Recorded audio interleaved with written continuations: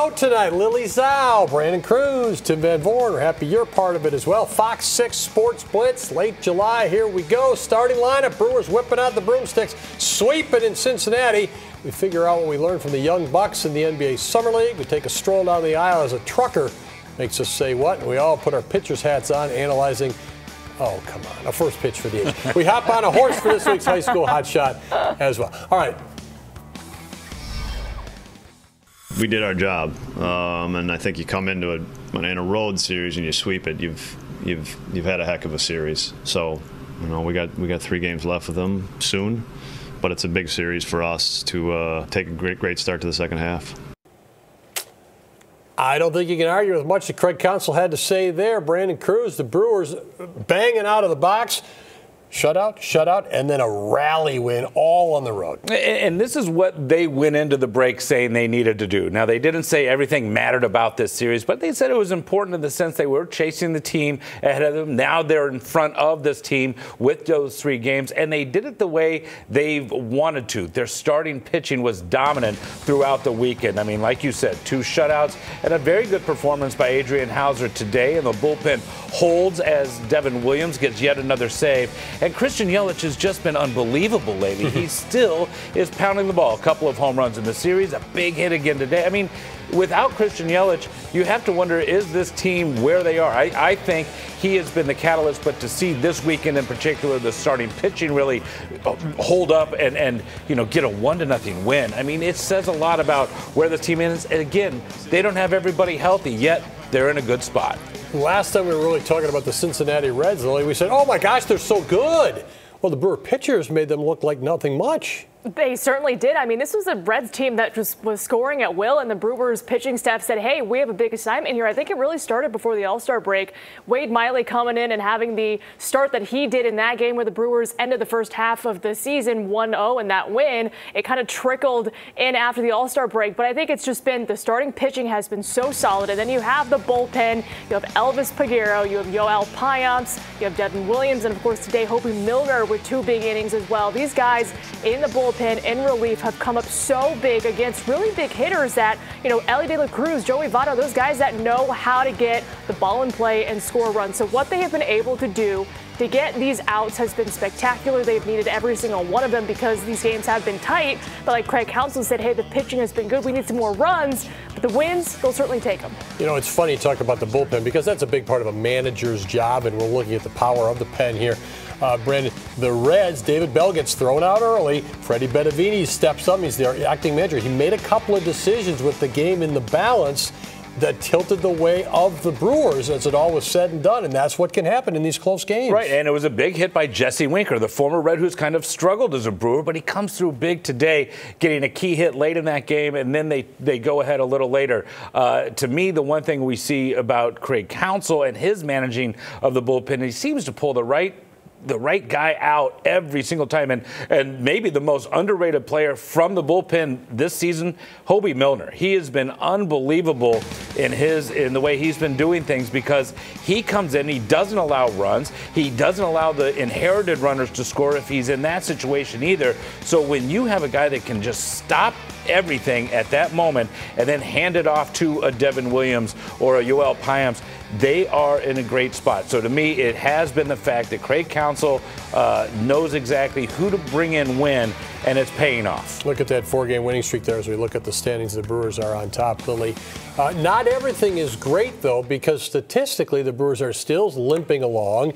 Their offense is not impressive, let's face it, most nights.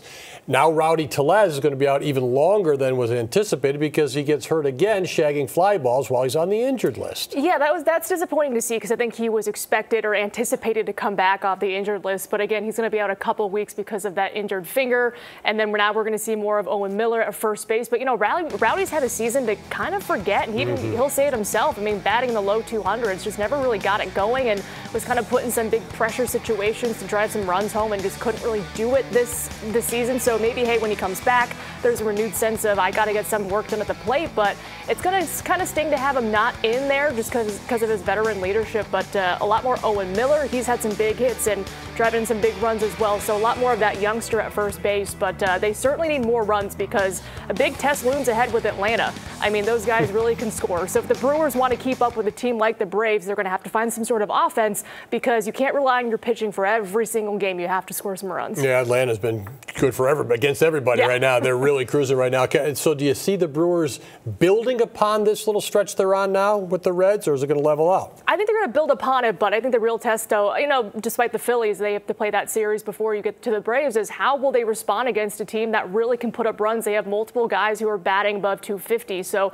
how can they really stifle those hitters, and can the Brewers themselves generate some runs? Because at the end of the day, if they want to be competing in the postseason, they're going to have to score. They're going to have to get that offense going. So do the Brewers make some sort of big move and bring in a big hitter or two? Possibly. I think they have to do so, but they're going to have to get something going there.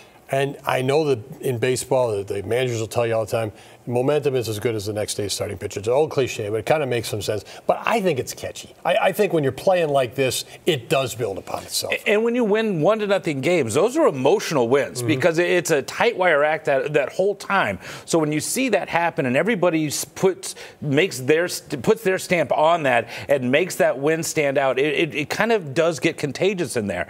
And so I think you go into Philadelphia, you get another off day. Now, you just had a nice break where had everybody rested, including the All-Stars. They didn't participate in the game, so everybody was rested. Now they come back fresh. They win 3 straight. They get another day off tomorrow. So I think that plays another role into this, that, hey, it keeps them mentally sharp and ready to go right after it against Philadelphia and then Atlanta on Friday. So to me, this is a key day off tomorrow. Even though it doesn't seem like a big deal, I think it really is to get them going against those teams in the East. Interesting. We shall see. Phillies up next. Again, the series starts on Tuesday. Halftime for us means it's time for the Fox 6 Blitz Insta Poll. You can go to the question right now by scanning the QR code on the screen, or you can go to fox6now.com. Your preference, whatever you're up for at 10:42 at night. Should the Bucks have been more active in free agency or the trade market in the offseason? Pretty simple tonight. Yes or no?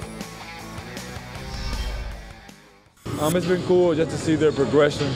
Obviously, Summer League is for the highs and the lows. It's for making mistakes. It's for learning. It's for getting better. The wins and losses doesn't really matter in Summer League. It's about the progression. And I like what I see from our guys. Bobby Portis hosting his basketball camp here over the weekend. A lot of things going on for him, including upcoming Team USA action. I know you like Bobby's game. What did you like about, or not like, about the Summer League team's games? I'm glad that we got to see all the games, and now that we can kind of move into the summer, training camps coming up in a couple months, et cetera, et cetera. But I will say I liked what I saw from the young guys. Again, it's not about the wins like Bobby pointed out. It's about how they progress and what we see from them on the court. Again, fun to see, Andre Jackson, Chris Livingston, these rookies get some time to shine on the court and what they were able to do just to say, hey, we can kind of get some things going that aren't on the stat sheet. Our hustle, bringing some youth, some energy in there. See Adrian Griffin coaching as well. His son Allen was playing.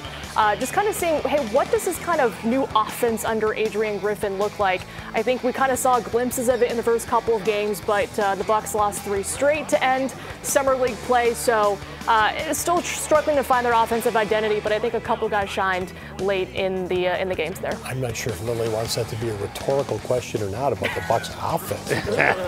Yeah. I will say this, you know what I mean?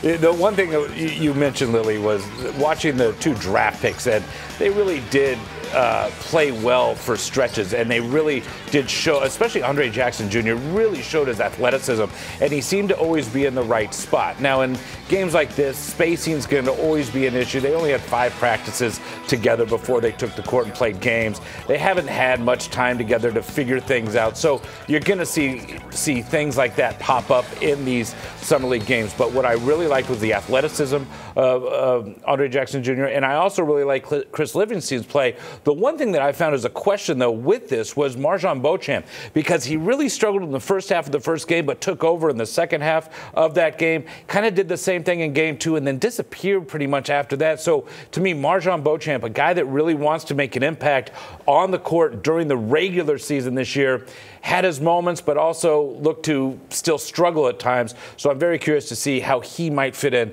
to Adrian Griffin's roles for him. Consistency is a hard thing to find, but that's what coaches always want. What is the consistency? So I know what I'm expecting from him. You know what the yo-yo performance is for sure. Consistency is something that Omax Prosper provided at Marquette as his career went along.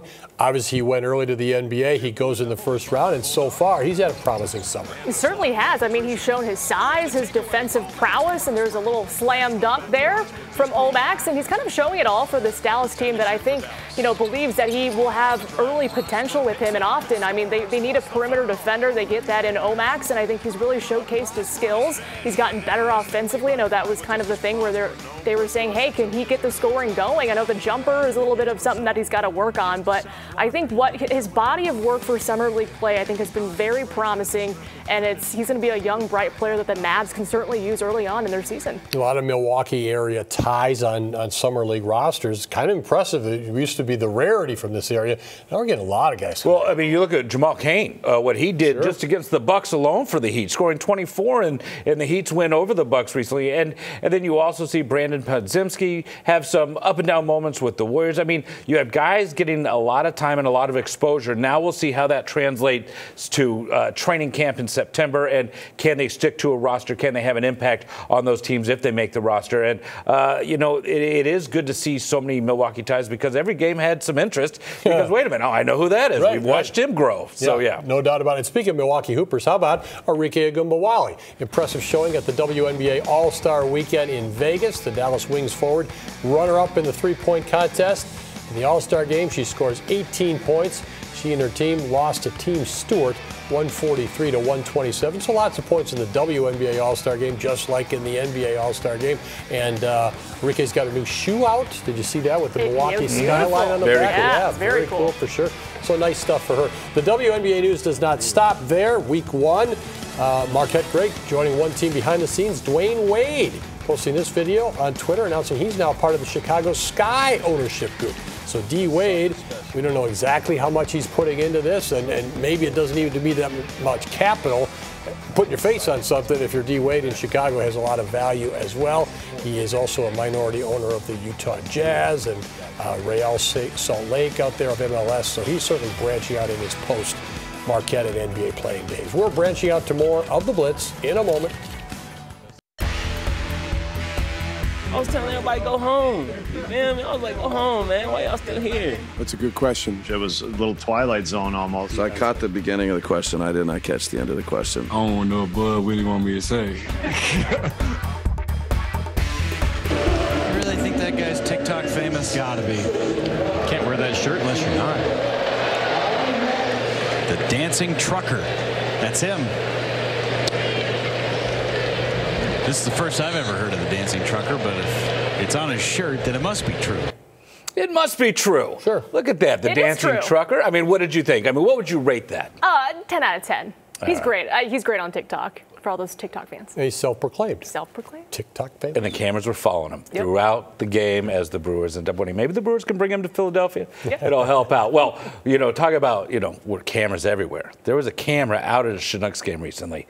Let's take a look at the first pitch of this one. Right. Look at Tim Van Voren. Toes the rubber, and he throws it. Hey. That was beautiful, Tim. A lot of spin rate there. I think they would be measured quite high. No mascots were in trouble. Thank you. Yep, absolutely. Look at that form. Yeah. And you did it from the top of the mound. You didn't take the safe way out of that. No. Nice of the Chinooks to have me out there. Nice of them to move on quickly and get to the game. Tim's like, get me off. Yeah, do you need us to move on quickly, too? There we go. Well, obviously, we've been asking you guys a question about what the Bucks have done in this offseason. So let's check in on our instant poll question. You can go to it right now by scanning this code or go into our website, fox6now.com. Should the Bucks have been more active in free agency or the trade market? Right now, the majority of you are saying yes.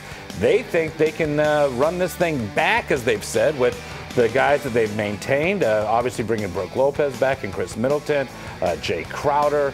You name it, this team is pretty much the same as we saw last year. A couple of additions through the draft and then free agency. So we'll see where those final spots are filled when training camp gets going around in September. Also today, Steve Stricker's 2023 just keeps on getting better. The 56-year-old won his 5th event of the year today at the College Companies Championship. This also marks his 3rd major win out of 4 on the PGA Tour Champions so far in 2023. It's the 7th major of his career on the PGA Tour Champions. Now, the one he didn't win, he finished 2nd. The guy's been unbelievable.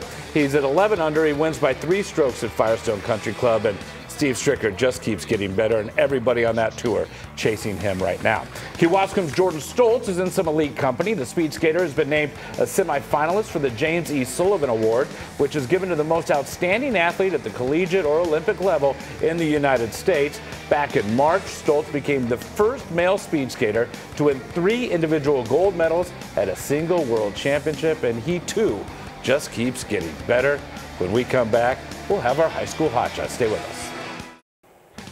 It's been called the sport of kings, and this young lady has certainly found her niche in the arena and has helped her team ride straight to nationals. Here is this week's Fox 6 High School Hotshot. I'm Sophia Ward. I graduated from Nicolay High School and I play on the Hillside Farm Polo team. I started riding horses because my parents wanted me to do a sport, and I did probably every sport under the sun for a while. I tried out wrestling, I did gymnastics, I did swimming, started playing tennis, and I played softball. Saw Groupon for Hillside, and my parents decided, like, let's go try it out. Honestly, what interested me about polo was working with my team, and I think it's really fun to be this close with so many people and so many horses. We've all known each other since we were really, really young. We all used to do pony club together. We used to do jumping lessons together. And sometimes we would like go ride in the field back there together. It's like playing hockey during an earthquake. Yeah, our strategy is kind of just take the person out. A lot of people say that girls polo you watch to see the strategy, and boys you watch if you don't know what's going on. The boys run hard with the ball. They'll gallop up and down and score these really cool goals, but the girls will like take it around behind someone and get like a interesting like way looping around all the other people to get it to the goal. Polo is played in time periods called chuggers, and a standard game is 4 chuggers only. I've gone all over the world. I traveled to Argentina this year, did a pro tournament down there, and I played with a polo club called Puesto Viejo. I was thinking, when I was like a little 9-year-old, all I wanted to do was go over big jumps, and now I'm like just running up and down the field and hitting a ball. Like I would have never thought I would have ended up here. I'm Sophia Ward. I'm a Nicolay graduate, and my team took 3rd at Nationals. I'm this week's Fox 6 High School Hotshot. And get this, Sophia became interested in EMT training after tending to the horses at Hillside Farm. Now, as for her riding future, she definitely plans to stay connected with her equine friends. Meanwhile, several Wisconsin players were selected in the MLB draft, and Waterford's Dylan Questad had the honor of hearing his name called first. The pitcher was taken by the Minnesota Twins in the 5th round. Questad, who was committed to the University of Arkansas, will now forgo his college career because he intends to sign a contract with the Twins organization. Coming up next, a look at the week ahead. Keep it here. We always appreciate your participation on our Insta poll questions on the Fox 6 Sports Blitz. Tonight, simple yes or no. Should the Bucks have been more active in free agency and the trade market? And a clear 3/4 of you say yes. So there you go. Adrian Griffin, we'll see what he can do with John Horst's team. Well, the Brewers have a big week ahead. They're off tomorrow, and then they have 3 with the Phillies. Then they come back home to face the best team in baseball, the Atlanta Braves, including a game you can see right here on Fox 6 Saturday night from American Family Field. I think this is a big week. I don't think it means everything. It's a big week, and also possibly look for some trades. The trade deadline is August 1st. That'll be an interesting week for sure. Meanwhile, some of the world's best collide on the pitch starting Friday. Former Badger Rose Lavelle and the U.S. women open up World Cup play. This will be very fun to watch against Vietnam. That is again Friday right here on Fox 6. man, World Cup women, they're fantastic, guys. Yeah, they're really kind of must-see TV there, and it's become that, and there's a lot of build-up even with Fox going up to things now. I think that enhances the storylines. It certainly does, and when you look at what this women's team has done traditionally, they have just been top-notch, and Megan Rapinoe, all those women, it's going to be fun to watch them play again. And it's a changing of the guard, too. Yeah. I mean, this is Rapinoe's last. I mean, a lot of younger players now, so it should be a lot more fun. Can they win another one? We shall see. You shall see it right here on Fox 6. We appreciate you joining us tonight. We'll see you again next Sunday night.